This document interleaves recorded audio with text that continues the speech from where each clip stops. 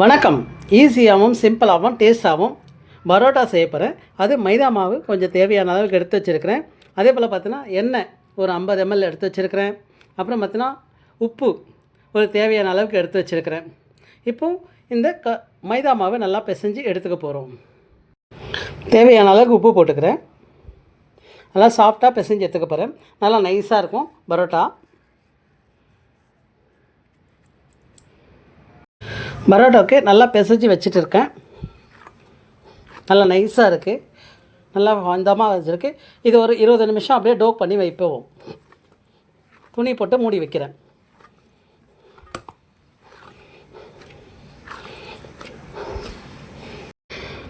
நல்லா சாஃப்டாக பிசைஞ்சிட்டேன்.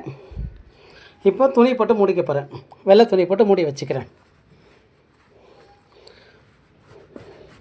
ஒரு 20 நிமிஷம் அப்படியே டோக் பண்ணி வைக்கிறேன். பரோட்டாவுக்கு மாவு துணி போட்டு மூடி வச்சுருந்தேன். இப்போ எடுத்துருவோம்.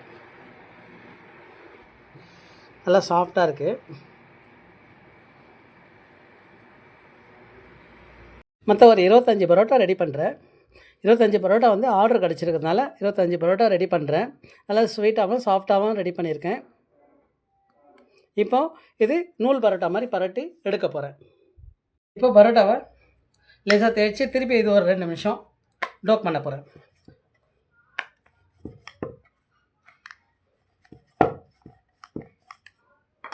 இது நல்லா அடிச்சிக்கலாம்.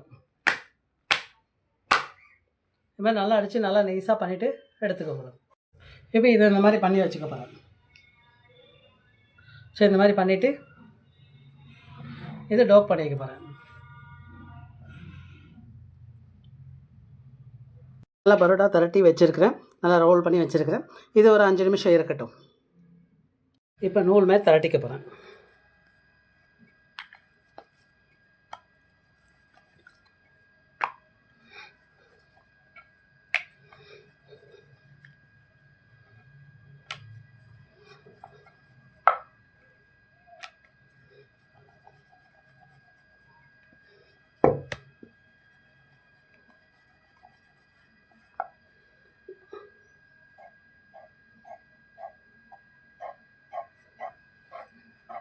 நல்லா பொடியாக கட் பண்ணிக்கிறேன்.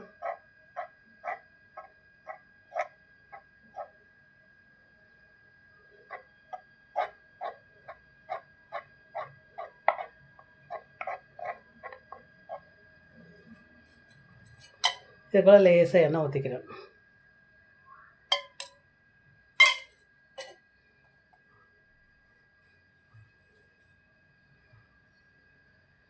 அப்படியே நூல் மாதிரி இருக்கா, அப்படியே சுற்றிக்க வேண்டியதான்.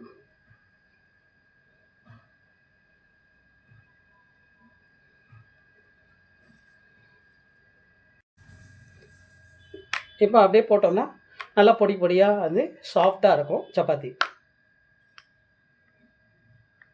நல்லா சாஃப்டான பரோட்டா இதில் போட போகிறேன். தவாவில் போட போகிறேன்.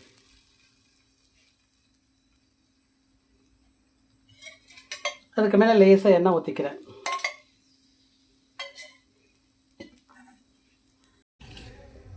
பரோட்டா ரெடி ஆகிடுச்சு. இப்போ எடுத்துருவோம்.